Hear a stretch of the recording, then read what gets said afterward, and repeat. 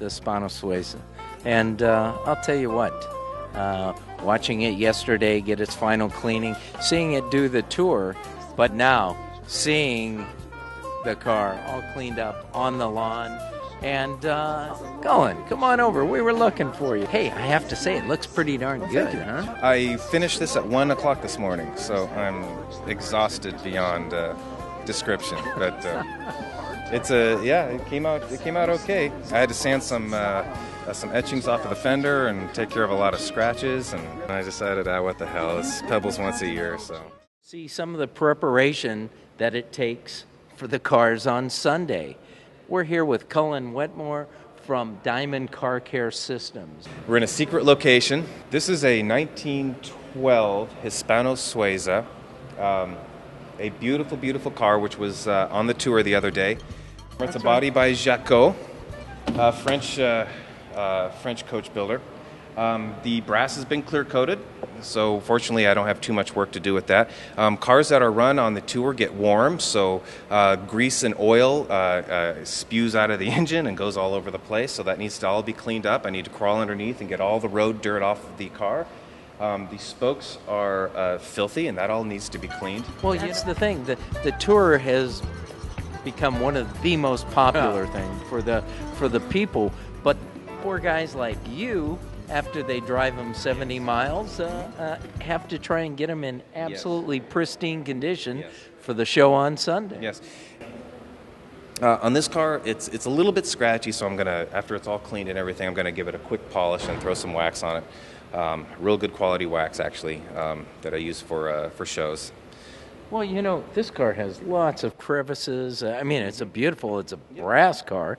And like you say, you're fortunate they clear-coated that, or you'd been here for a while, huh? Yeah, and I'm still going to be here for a while. Because, for example, the clear coat, they put a very thin coat of clear, and so the clear has actually come off on the writing in the front. So that actually had to be polished. And very, very carefully with a towel around the finger so as not to get any of the polish on these cubby holes in the radiator, because once that stuff gets in there, it's really hard to get out. And that won't be good for tomorrow morning, will it? Well, I'll be here with this car first thing in the morning to make sure that everything is dialed in. Mm-hmm. Just that little detail which makes the difference.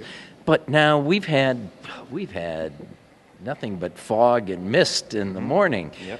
What will that play on a car like this sitting out there? Well, it's virtually impossible to wipe off a car when you're when it's completely covered in that kind of stuff. So all you do is the best you can do.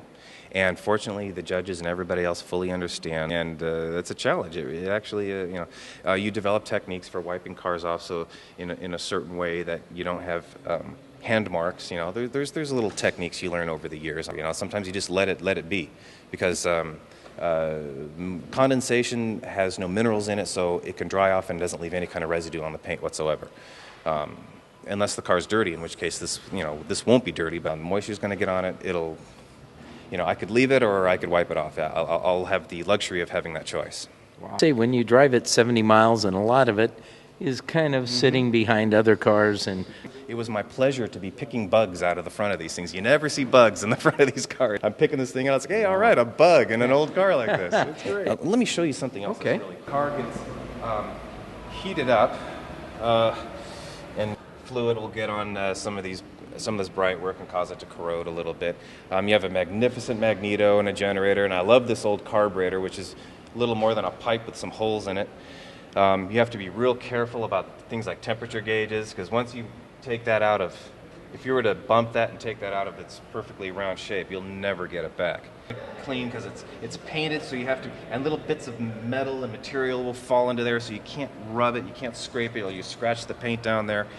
It's a lot of hard work, but I do sometimes have to pinch myself, because I get to play with some of the world's greatest cars, and I have to frequently keep from taking that for granted, because that's a great thing to be able to do, and I'm very, very fortunate for that. This is a wonderful car. It's been my pleasure to work on it. I'm looking forward to tomorrow. Perhaps a class award would make me very, very happy, but brass cars typically don't win a Best in Show. They're not considered to be grandiose enough. But you never know.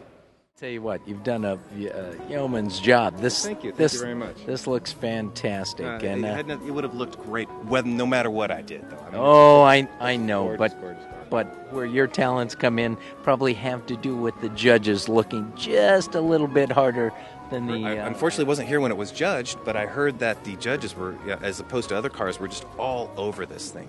More than usual, like crawling underneath it and getting it all, which they don't typically do. So I spent 4 hours underneath this car yesterday, so I'm really glad I did that.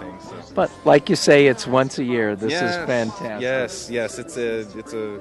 I'm glad, it's gratifying to see it here and to see people gathered around it. And I'm sure this is going to end up being one of the more photographed cars. Yeah, I hope so. Well, it is. There's a lot of people around it, but there's a lot of nice cars here this year too, though. So thank you. You're very welcome. Until the next time, All this right. is fantastic. You do an incredible job. Thank you you show so much. you care. Thank you very much.